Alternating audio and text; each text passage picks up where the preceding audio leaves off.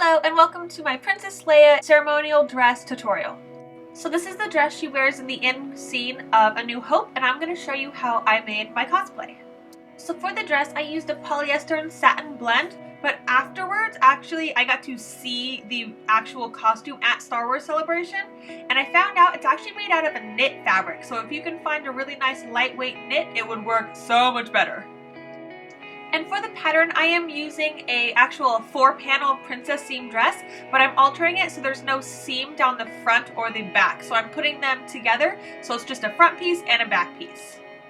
And go ahead and sew the front and the back piece together to make yourself one big dress. And my dress was big enough that I was able to slip it on and off without adding a zipper or anything else. And as always, don't forget to press your seams flat so everything lays very nicely. Now the sleeves were the most difficult part of this costume. So the sleeves actually reach almost to the ground, and as you can see they actually layer over the bust part of the dress and create a sheer layer. So in order to get this shape I ended up just draping the fabric on top of my dress on a mannequin and just started cutting away at it until I liked the shape.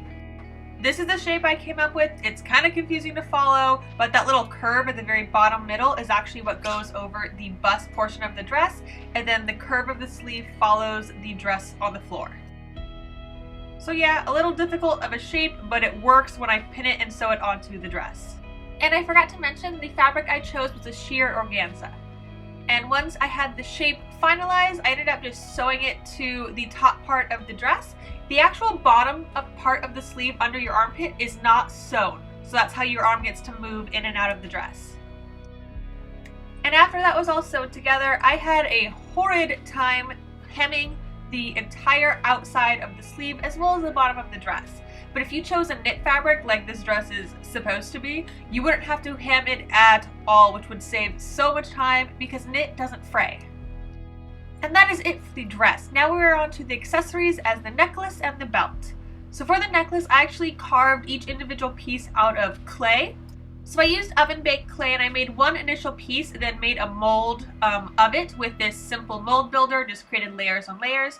And once the mold was finalized, I just stuck balls of putty into the mold and made the exact same shape to create all the pieces of the necklace.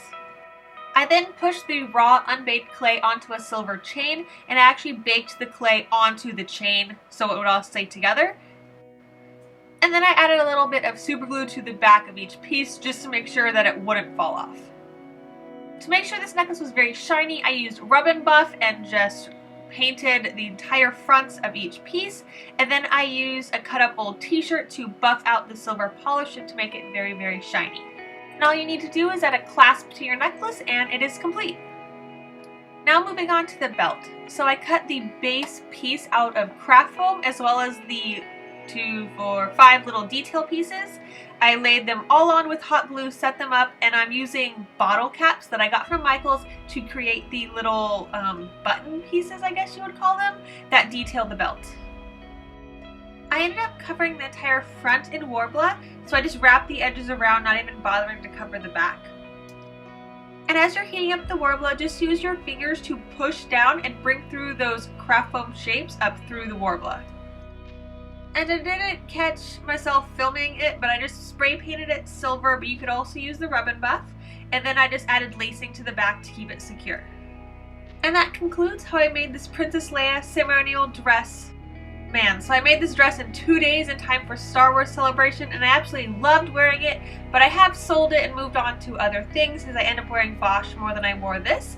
But still, I absolutely loved the dress, and actually seeing it at Star Wars Celebration has made me have so much more ideas how to create an actually better one and make it look more like the movie. So that's it for this tutorial. Don't forget to like, favorite, and subscribe, and I'll see you next time.